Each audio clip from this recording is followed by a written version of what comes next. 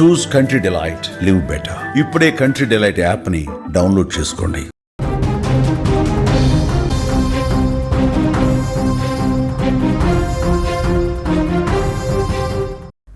Breaking news చూస్తున్నాం. జగిత్యాల జిల్లాలో దారుణం చోటు చేసుకుంది. 5 ఏళ్ల పాప గొంతు కోసి దారుణ హత్య చేశారు. సాయంత్రం నుంచి ఆ చిన్నారి కనిపించకుండా పోయింది.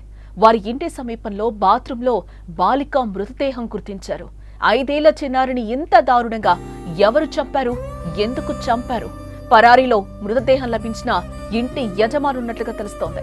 నిందితుడిని కఠినంగా శిక్షించాలని గ్రామస్తులు కూడా డిమాండ్ చేస్తున్నారు. జగిత్యాల జిల్లాలో దారుణ ఘటన స్థానికులను ఉలిక్కిపడేలా చేస్తోంది. అభం శుభం తెలియని 5 ఏళ్ల చిన్నారిని అతి కిరాతకంగా చంపేశారు. గొంతు కోసి ఆ తర్వాత బాత్రూంలో పడేసి దారుణంగా హత్య చేశారు. ఈ దారుణ ఘటన జగిత్యాల జిల్లాలో కలకలం రేపుతోంది.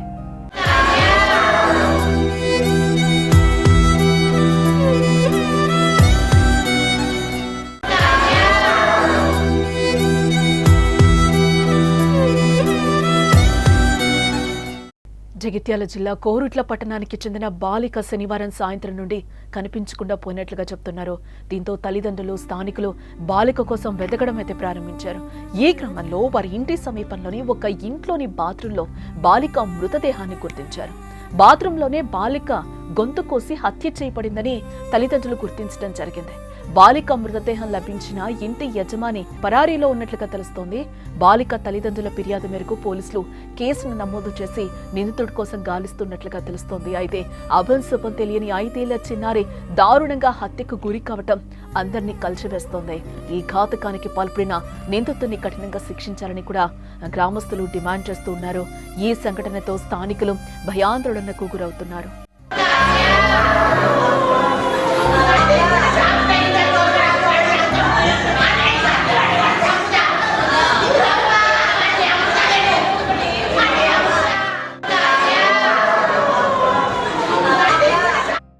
జగిత్యాల జిల్లా కోరుట్ల పట్టణంలో హృదయాన్ని కలిచివేసే సంఘటన ఒకటి చోటు చేసుకుంది. 5 ఏళ్ల పసిపాప హితిక్షను గుర్తు తెలియని దుండగులు గొంతు కోసి హత్య చేశారు. ఆడుకుంటూ బయటకెళ్లిన చిన్నారి కొద్ది గంటల్లోనే అదే కాలనీలోని ఓ ఇంటి బాత్రూంలో రక్తపు మడుగులో పడి మృతదేహంగా కనిపించడంతో తల్లిదండ్రుల వేదన వర్ణనాతీతంగా ఉందని చెప్పుకోవచ్చు. ఆదర్శనగర్లో నివాసం ఉండే ఆకుల రాములు, నవీన దంపతులకు వేదాస్, హితిక్ష అనే 2 సంతానం ఉన్నారు. ఉపాధి కోసం రాములు గల్ఫ్ వెళ్లగా నవీన అత్తామామల వద్ద ఉంటుంది. శనివారం సాయంత్రం కాలనీలోని ఇతర పిల్లలతో ఆడుకుంటున్న హితిక్ష ఆ తర్వాత కనిపించకపోవడంతో కుటుంబ సభ్యులు తీవ్ర ఆందోళనకు ఒకసారిగా గురయ్యారు. ఆమె ఆచూకీ లేకపోవడంతో పోలీసులకు వాళ్లు సమాచారం కూడా ఇవ్వడం జరిగింది. తద్వారా పోలీసులు స్థానికులతో కలిసి గాలింపు చేపట్టగా అదే కాలనీలోని కొడుపల్లి విజయ్ ఇంటి బాత్రూంలో చిన్నారి రక్తపు మడుగులో పడినట్లుగా పోలీసులు గుర్తించడం జరిగింది. వెంటనే ఆమెను ఆసుపత్రికి తరలించగా అప్పటికే ఆమె మృతి చెందినట్లు వైద్యులు ధృవీకరించారు. బాలిక విజయ్ ఇంట్లోనే మృతదేహంగా కనిపించడంతో అతడిపై అనుమానాలు వ్యక్తమవుతున్నాయి. ఈ విషయంపై విచారణ కొనసాగుతోంది. అయితే ఘటనా స్థలాన్ని జిల్లా ఎస్పీ అశోక్ కుమార్ స్వయంగా సందర్శించి సమాచారం కూడా సేకరించడం జరిగింది. అయితే నిందితుడిగా అనుమానిస్తున్న విజయ్ కు ఇంటి యజమాని ఫోన్ చేయగా తాను వరంగల్ జిల్లాలో ఉన్నానని అతడు చెప్పినట్లుగా సమాచారం అయితే అందుతోంది. పోలీసులు అన్ని కోణాల్లో దర్యాప్తు చేస్తున్నారు. ఘటనను తెలిసిన కుటుంబ సభ్యులు, చుట్టుపక్కల వాళ్ళైతే నిందితుడిని కఠినంగా శిక్షించాలని కూడా డిమాండ్ చేస్తున్న సిచ్యువేషన్ అయితే కనిపిస్తుంది. నిన్న సాయంత్రం ఆడుకుంటూ ఉండగా ఆ పాపని ఎత్తికెళ్లిపోవడం జరిగింది. ఎవరు ఎత్తికెళ్లారు, ఎందుకో విజయ్ ఇంట్లో ఆ అమ్మాయి మృతదేహంగా కనిపిస్తుంది అనేది కూడా ఇప్పటివరకు తెలియలేదు. ఇప్పటివరకు కూడా పోలీసుల విచారణలో తేలాల్సిన అంశం అని కూడా పోలీసులు చెప్తున్నారు. అన్ని కోణాల్లో కూడా దర్యాప్తు చేస్తున్నామని కూడా పోలీసులు అంటున్న సిచ్యువేషన్ కనిపిస్తుంది.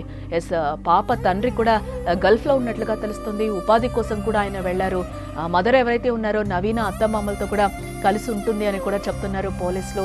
ఈ నేపథ్యంలోనే విజయ్ ఇంట్లో పాప మృతదేహంగా ఎందుకు అక్కడ పడి ఉంది అనేది కూడా ఇప్పటి వరకు తెలియరాలేదు. దీనికి సంబంధించి కూడా పోలీసులు దర్యాప్తు చేస్తున్న పరిస్థితులు అయితే కనిపిస్తున్నాయి.